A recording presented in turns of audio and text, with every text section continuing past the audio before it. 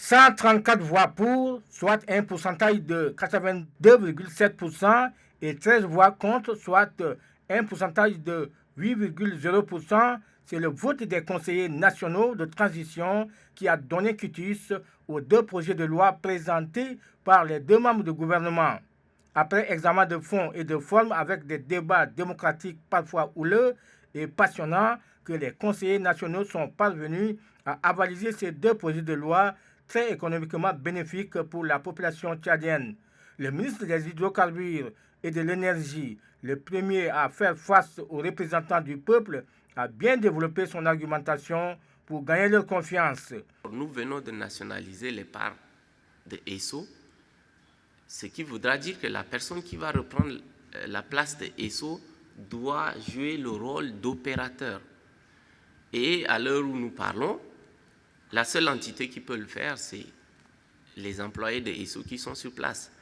Personne n'a planifié la nationalisation.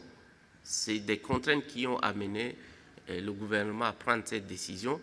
Maintenant, comment faire pour qu'il y ait continuité dans les services?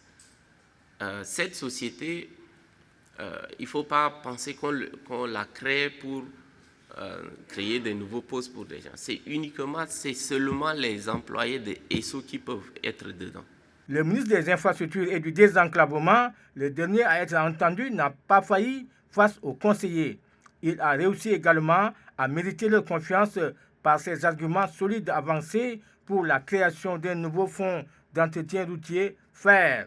Depuis que le FER a été créé, je crois que le FER n'a reçu qu'une seule fois l'intervention des bailleurs. Il date de cela de plus de 10 ans. Si je ne me trompe pas, c'est l'Union européenne qui a donné 1,5 milliard de francs CFA.